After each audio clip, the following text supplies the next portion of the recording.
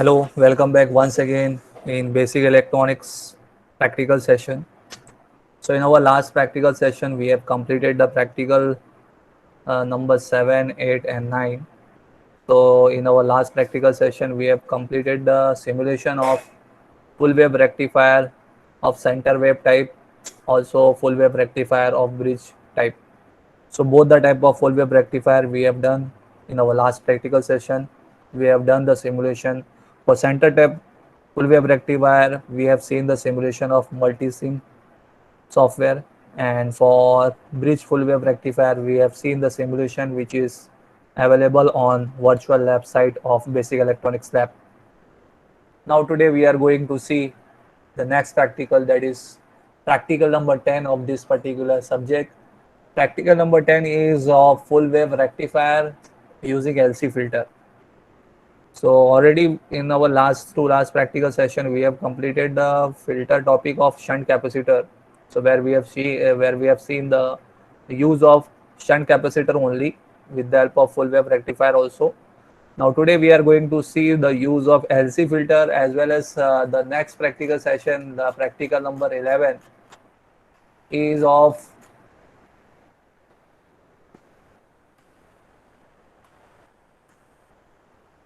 pi filter. So the experiment number 11 is using pi filter of full wave bridge rectifier. The experiment number 10 and experiment number 11 is of full wave rectifier by using LC filter and using pi filter. So for this experiment also we are going to referring to the multi-sim software only. So this is on multi-sim software, and this particular schematic is available in multi-sim software. I have written the name of bridge rectifier with pi filter. So actually this is a full wave bridge rectifier given to you, and in this particular circuit it has used filter circuit. So for we know filter circuit with pi filter. So in this filter circuit it has used pi filter. So we know very well pi filter is constructed with the help of two capacitor, and in the middle there is inductor filter. So by removing this one capacitor, it is going to be work as inductor LC filter. So first in your first experiment number 10, it is given to you to do the practical full wave rectifier with LC filter. So in this simulation circuit, the diagram is available with the help of pi filter. So first what we are going to do, we are going to remove this one capacitor, so it will become LC filter. So with the help of LC filter we are going to see the waveform, and after that also we are going to see with the help of this capacitor, including this capacitor, it will become pi filter. So what will be the effect on the waveform with the help of pi filter and with the help of LC filter? So both the difference we are going to observe by using this simulation circuit available to you. Now this simulation circuit is given to you is using four diodes. So and these four diodes are arranged in a pattern of bridge type. This bridge type arrangement. So this bridge type arrangement is bridge rectifier circuit. It is given to you. ठीक है, बात समझ में आ रही है आप लोगों को क्या बोल रहा हूँ मैं? तो ये जो सर्किट डायग्राम हम लोग देख रहे हैं, ये कौन सा सर्किट डायग्राम है? ये फुल वेव ब्रिज रेक्टिफायर का डायग्राम है, और इस डायग्राम में जो फिल्टर सर्किट यूज किया हुआ है वो कौन सा फिल्टर सर्किट यूज किया हुआ है? पाई फिल्टर। पाई फिल्टर में जैसा कि हमको पता है दो कैपेसिटर यूज होते हैं और बीच में क्या यूज होता है? इंडक्टर यूज होता है। अगर यही पाई फिल्टर को मुझे एलसी फिल्टर बोलना है तो एलसी फिल्टर के लिए मुझे क्या करना पड़ेगा? ये जो फ्रंट का कैपेसिटर है इसको मैं रिमूव कर दूंगा, तो ये जो सर्किट बन जाएगा वो क्या बन जाएगा? एलसी फिल्टर सर्किट बन जाएगा।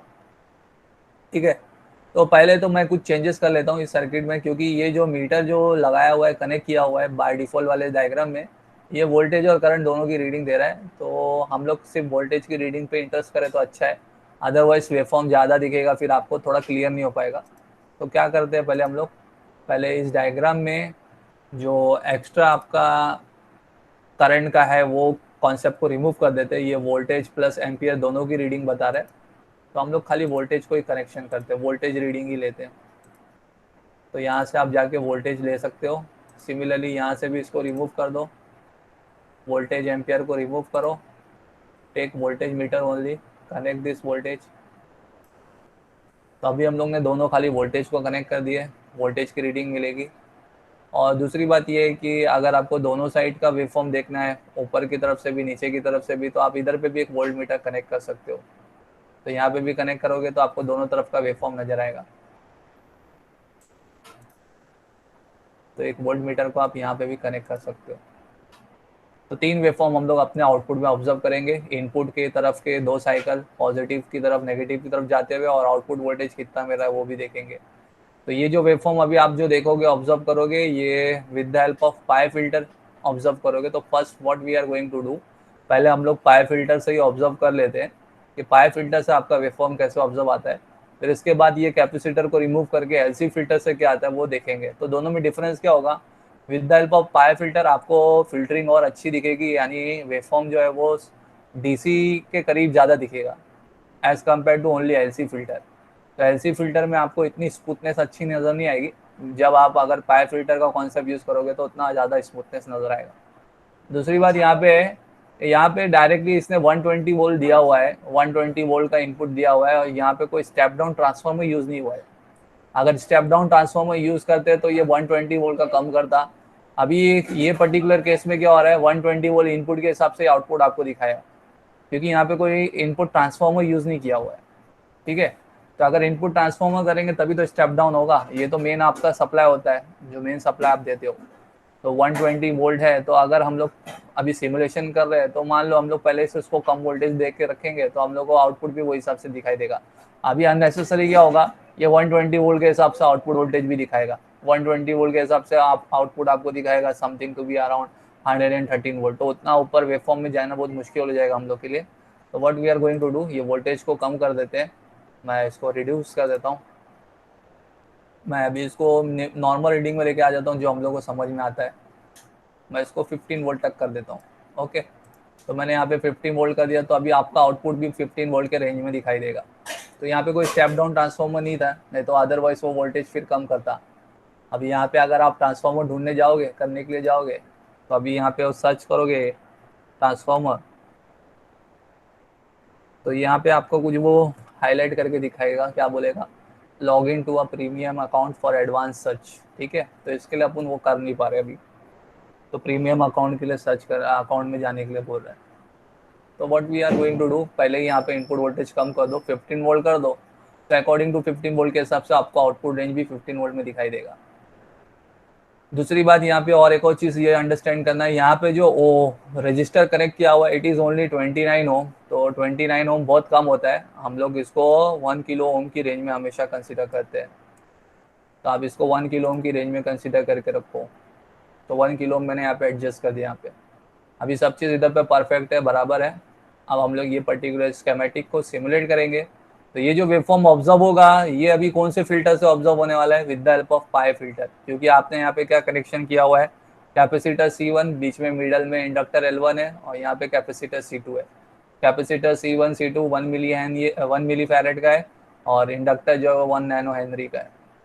तो ये आप इसको सिमुलेट करते हैं, देखते हैं, ऑब्जर्व करते हैं, रन करते हैं।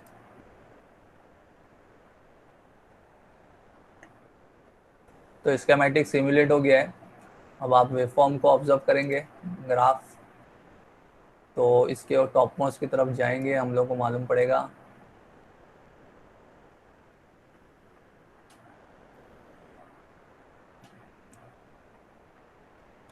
मैंने 15 वोल्ट तक किया था, तो 15 वोल्ट के करीब में ही आपको वेवफॉर्म नज़र आएगा सब। इसको पॉज कर देंगे तो आपको अच्छी तरीके से समझ में आएगा।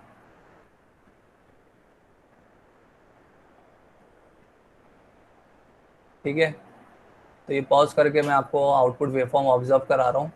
तो जो 3 वोल्ट मीटर हम लोग ने कनेक्ट किया हुआ है, जो ऊपर की तरफ टॉप मोस्ट की तरफ ये 14, उस टाइम पे ये पॉजिटिव होता है, तो नीचे वाला क्या होता है, नेगेटिव होता है। अब ये जब ये पॉजिटिव है तो वो वाला फर्स्ट वाला डायोड की तरफ इनपुट नेगेटिव होगा। और ये जो आउटपुट वोल्टेज आपको नज़र आ रहा है, हम लोग यहाँ पे इनपुट में प्रोवाइड कर रहे हैं 14 टू 15 वोल्ट, और आउटपुट में आपको कितना तक हो रहा है, 13.19, 13.390। तो वो रेंज में आपको मैक्सिमम दिख रहा है। मेन बात आपको क्या ऑब्जर्व करना है, अभी ये जो वेवफॉर्म जो अभी आपको ऑब्जर्व हो रही है, ये जो वेवफॉर्म ऑब्जर्व हो रही है विद द हेल्प ऑफ कौन से फिल्टर से ऑब्जर्व हो रही है, ये आपको ऑब्जर्व हो रही है with the help of pi filter. अगर आपको याद होगा हम लोग ने इससे पहले जो वाला प्रैक्टिकल जो परफॉर्म किया था वो सिर्फ ओनली शंट कैपेसिटर था, अकेला सिर्फ शंट कैपेसिटर था।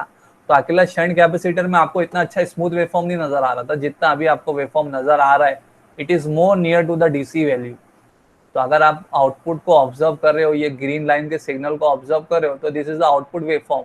तो ये आउटपुट वेवफॉर्म ये अभी with the help of pi filter ये वेवफॉर्म कुछ ज्यादा स्मूथ हुआ है। It is representing near to the somehow near to the DC line, एक डीसी लाइन के नियर में करीब में आपको दिख रहा है। तो ये जो वेवफॉर्म जो अभी आप ऑब्जर्व कर रहे हो this is the waveform with the help of which filter, with the help of pi filter. तो आउटपुट में क्या वोल्टेज मिल रहा है वो आप लिख सकते हो 13.40 13.421 मैक्सिमम जो पीक वोल्टेज जो आपको मिल रहा है उतना लिख सकते हो। इनपुट में आपने कितना प्रोवाइड किए थे 15 वोल्ट दिए थे, तो इनपुट टू डायोड क्या हो रहा है D1 D2 कितना मिल रहा है वो यहाँ पे दिया हुआ है 14.20 14.20। तो ये मैक्सिमम पीक वोल्टेज आपको इनपुट टू डायोड 1 और सॉरी जो इनपुट अपर साइड में जो पैटर्न में जो दिया हुआ है, जैसे इधर पे आप ध्यान से देखोगे तो ब्रिज टाइप का कनेक्शन है ना, तो ब्रिज टाइप के कनेक्शन में दो डायोड एक साइकिल में कंडक्ट करते हैं, दो डायोड एक साइकिल में ऑफ रहते हैं। तो पॉजिटिव केस में आपका कौन सा पॉजिटिव हाफ साइकिल में कौन से डायोड कंडक्ट करने वाले, पॉजिटिव हाफ साइकिल में आपके डायोड D2 D4 कंडक्ट करने वाले। नेगेटिव हाफ साइकिल में आपके कौन से डायोड कंडक्ट करने वाले, नेगेटिव हाफ साइकिल में आपके डायोड D1 D3 कंडक्ट करने वाले। तो ये सिनेरियो जो है ये आपका ब्रिज पैटर्न जो हम लोग ने सर्किट डायग्राम ऑलरेडी ऑब्जर्व कर चुके थे। तो ये ब्रिज का कनेक्शन ये स्कीमेटिक यहाँ पे बनाया हुआ है। तो ये चीज़ आपको इधर पे ऑब्जर्व हो रहा है। एक टाइम पे जब ये पॉजिटिव है तो उस टाइम पे वो नेगेटिव है, यानी वो ऑफ है। दो डायोड एक साथ कंडक्ट करते हैं, दो डायोड एक साथ ऑफ रहते हैं। तो ये जो वेवफॉर्म जो मिल रहा है आपको ये इनपुट में क्या जा रहा है वो दिख रहा है आपको, और ये आउटपुट आपका वेवफॉर्म है जो ग्रीन वाला जो हम लोग ने यहाँ पे आउटपुट में कनेक्ट किया हुआ है ये वोल्ट मीटर। तो ये आउटपुट में किया हुआ है यानी फिल्टर होके जो आपको आउटपुट वेवफॉर्म ऑब्जर्वर हो रहा है वो यहाँ पे दिख रहा है। तो ये जो अभी वेवफॉर्म आपने देखे, ये वेवफॉर्म आपने किसका देखे, ये आपने देखे with the help of which filter, pi filter. तो जो आपका एक्सपेरिमेंट नंबर 11 था bridge circuit with the help of pi filter, full wave rectifier using bridge circuit with pi filter, तो ये सर्किट जो स्कीमेटिक अवेलेबल था तो उसको रन करके हम लोग ने देखे। अब इसी में अगर मैं फॉर एग्जांपल ये कैपेसिटर C1 को रिमूव कर देता हूँ तो ये कौन सा फिल्टर बन जाएगा, ओनली LC फिल्टर बन जाएगा। तो LC फिल्टर में अभी आपको क्या ऑब्जर्व होगा, जो अभी स्मूथनेस है, जितना ज्यादा अभी स्मूथनेस है वेवफॉर्म का उतना ज्यादा स्मूथनेस नहीं रहेगा, थोड़ा सा फिर इसमें और आपको लैगिंग जैसा नजर आएगा। अभी वेवफॉर्म सबसे ज्यादा बेस्ट है using pi filter. Using pi filter आपका सबसे बेस्ट फिल्टरिंग होता है। It is nearing to the exact DC line, near DC line के एग्जैक्ट में ये करीब में पहुंचता है। अब जैसे जैसे कंपोनेंट्स को आप रिमूव करोगे वैसे वैसे फिल्टरिंग उसकी थोड़ा क्या होती जाएगी, हल्की होती जाएगी, रिड्यूस होती जाएगी। तो एलसी फिल्टर से थोड़ा सा आपको वेवफॉर्म के स्मूथनेस में कमी नजर आएगी। तो वो चीज़ को भी ऑब्जर्व करते हैं। मैं यहाँ पे स्टॉप करता हूँ इसको, स्कीमेटिक में जाता हूँ। स्कीमेटिक में जाके फॉर एग्जांपल ये जो कैपेसिटर C1 है ये अभी आपको नहीं चाहिए, आपने रिमूव कर दिया। तो अभी ये सिर्फ कौन सा फिल्टर बन गया, now this is become which filter, LC filter. यहाँ से आपने कैपेसिटर C1 को रिमूव कर दिया, तो कैपेसिटर C1 को रिमूव कर दिया तो now it has become LC filter, अभी LC फिल्टर बन गया। अब इसको रन करके देखते हैं, अभी इसको वेवफॉर्म को रन करेंगे, देखेंगे तो क्या वेवफॉर्म में ऑब्जर्व आता है, चेंजेस ऑब्जर्व होता है वो ऑब्जर्व करेंगे।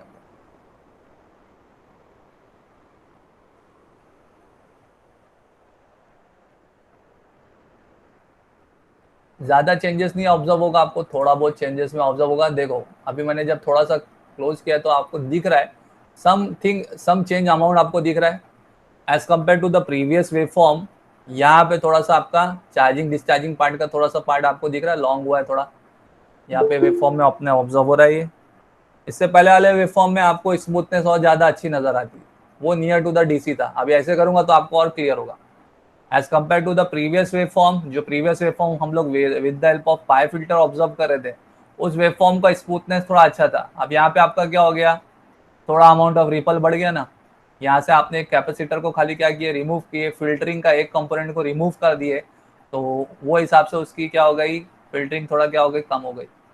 तो ये जो वेवफॉर्म अभी आपको नजर आ रहा है ये कौन सा वेवफॉर्म है, ये विद द हेल्प ऑफ क्या है, पाई फिल्टर। तो पाई फिल्टर में आपका थोड़ा सा रिपल क्या हो गया, इंक्रीज हो गया, sorry with the help of LC filter तो with the help of LC filter में आपने एक कंपोनेंट को रिमूव कर दिया तो थोड़ा सा क्या हो गया, फिल्टरिंग में थोड़ा कमी हो गई। It is not exactly much going exactly to the DC line, थोड़ा सा रिपल ज़्यादा इसमें इंक्रीज हो गया है। लेकिन यही चीज़ अगर हम लोग वापस से पाई फिल्टर पे बैक करेंगे तो आपको वेवफॉर्म की स्मूथनेस और अच्छी नज़र आएगी। तो अगर हम लोग वापस से वो बैक करता हूँ मैं यहाँ पे, फॉर एग्जांपल जो आपका था कैपेसिटर फिल्टर, स्टॉप नहीं किया मैंने, ओके स्टॉप कर दिया। स्टॉप करेंगे तब भी आप स्कीमेटिक में कर पाओगे, ये स्टॉप नहीं करेंगे जब तक, तब तक वो यहाँ पे कंपोनेंट को सिलेक्ट करने का ऑप्शन नहीं दे पाएगा। तो मैं वो अंडू कर देता हूँ, जो चीज़ मैंने यहाँ पे लिया था C1 वापस से लेके आ गया। अब फिर रन करूँगा, आपको दिखाऊंगा वेबफॉर्म में, तो आपको स्मूथनेस ज़्यादा नज़र आएगा।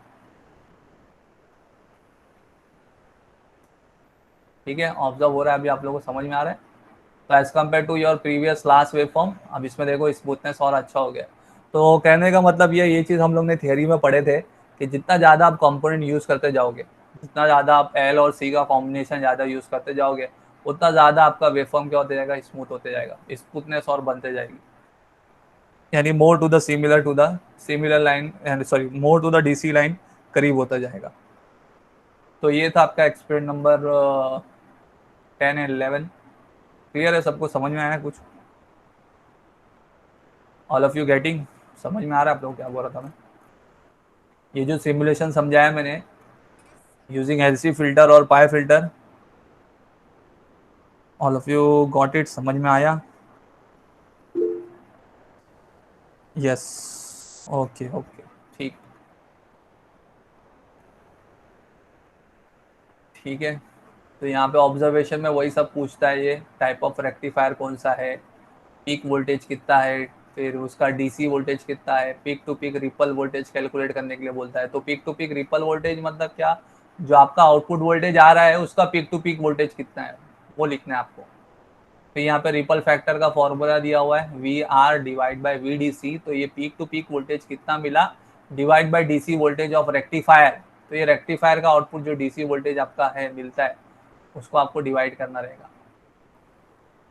तो ये सब तो कैलकुलेशन अभी हम लोग कर रहे नहीं है, अगर हमारे पास वो सब रहता ऑब्जर्व करते तो हम लोग करते थे। मैं सिर्फ आपको सिमुलेशन समझा रहा हूँ ताकि क्लियर होते जाए, जो हम लोग थियरी में पढ़े हैं तो वो चीज़ आपको समझ में आ रही कि नहीं आ रही है, ऑल ऑफ यू गेटिंग और नॉट।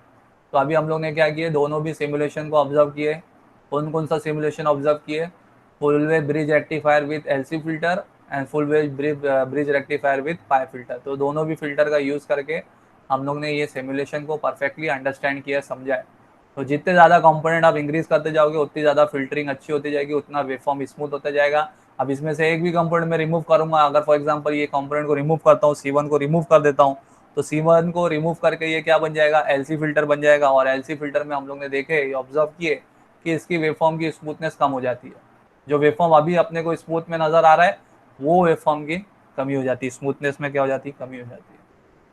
तो ये जो आपका जो एक्सपेरिमेंट था, ये था experiment number 10 and experiment number 11। तो एक्सपेरिमेंट नंबर 10 जो था वो आपका फुल वेव रेक्टिफायर था यूजिंग एलसी फिल्टर, और एक्सपेरिमेंट नंबर 11 जो है वो आपका था full wave rectifier with pi filter. तो हम लोग ने यही डायग्राम में, पाई फिल्टर के डायग्राम में कंपोनेंट को रिमूव करके, C1 को रिमूव करके एलसी फिल्टर समझ लिए और उसका वेवफॉर्म ऑब्जर्व किए, और अभी आपको जो वेवफॉर्म दिख रहा है वो पाई फिल्टर के थ्रू ऑब्जर्व हो रहा है। आई होप आप लोग को ये एक्सपेरिमेंट समझ में आया है। फिर